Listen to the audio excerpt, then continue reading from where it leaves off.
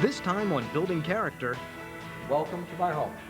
we'll head deep underground where a military relic became one man's concrete castle. Plus, what do you get when you move into a laundromat?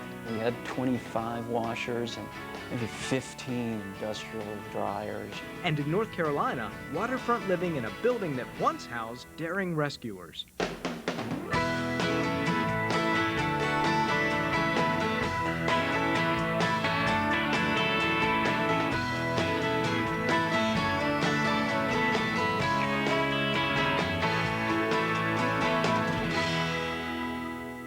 Hi, welcome to Building Character. I'm Brian Ashby. We're about to meet a Texas man who really enjoys the challenge of a good remodel. But after fixing up several homes, he was looking for a place that offered new challenges. And he found it, right underfoot. At first glance, Bruce Townsley's corner of the world could be any American home. In fact, his home has no corners at all. It's built in a circle. For me, I'm real happy with it. Being an open circle, you can walk from one point to another real directly.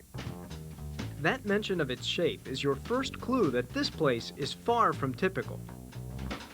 Its curved walls are concrete, there's an exhaust hatch, and an escape hatch complete with a red-handled emergency pole. Oh, and Bruce's home is 15 feet underground. To get to it, you have to take a lengthy flight of stairs, walk a long hall, and open not one, but two tremendous steel doors. Welcome to my home. Bruce Townsley lives in the former Launch Control Center of an Atlas missile site just outside of Clyde, Texas. This was something I had to do, and I can't explain it any more to you than that. To Bruce, it was the ultimate remodeling challenge. Over the years, I've remodeled homes, and each house I learned something a little different. It was becoming boring, and I just sort of went, I really need to look at buying a missile site. That would be a cool thing to remodel. Bruce bought the site in 1997. He lives in a donut-shaped building that connects to the deep underground shaft that once held a missile. Long abandoned, the entire site had been raided continually by teenagers and college students. It was really nasty, and I thought, well, I can clean the dirt up, I can haul the debris out of here. I've done that before with houses. But not with houses that are 3 stories underground. Put it in a trash bag and haul it up 3 flights of stairs. Break it up, put it in a trash bag, haul it up 3 flights of stairs. Break it up. You get the idea. There were other challenges too.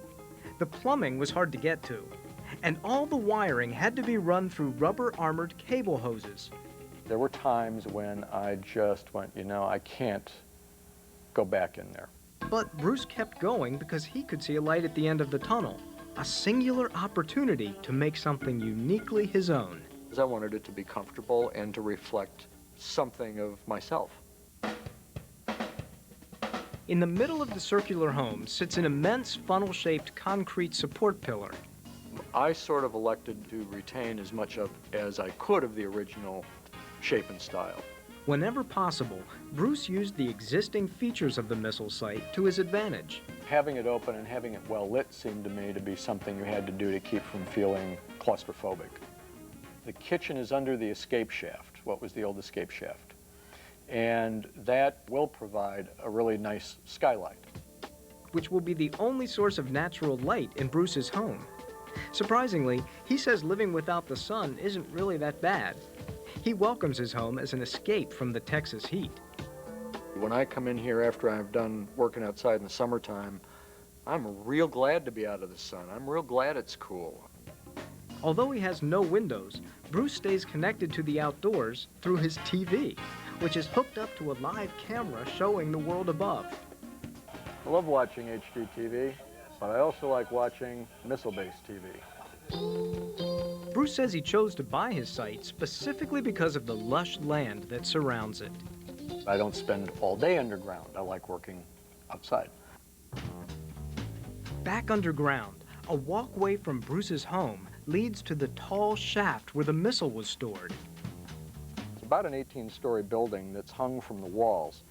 Structurally, it's all perfectly intact, but it's hard to see the history beneath the layers of graffiti. Someday, Bruce hopes to restore the entire silo, but right now, he's aiming to get its massive doors operational again.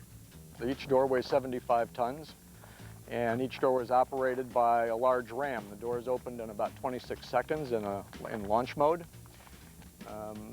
If I get my door to open, it won't open anywhere near that fast. Because of the grimy conditions outside his home, Bruce still treats the old launch control center as a restricted area.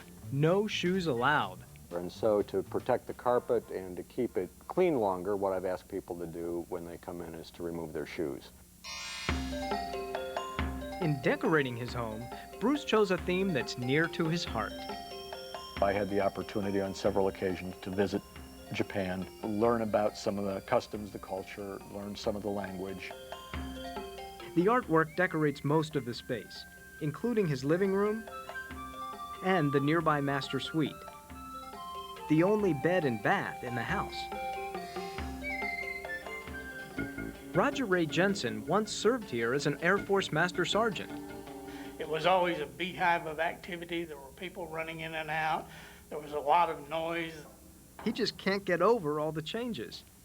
Bruce might tell you take your shoes off, but I still like going in his place, and I feel very comfortable there. I just like it, and it's awesome what he's done. Bruce has plans to create a library and a guest room in the basement of the former Launch Control Center. And that's something that will be worked on over the next few years and hopefully gradually take shape. But Bruce is satisfied to have already accomplished so much. One truly unforgettable renovation project. It's been a very creative experience. I don't consider myself artistic, and this is probably as close as I'll get, but it really does feel like I've done something artistic, and I really like that feeling.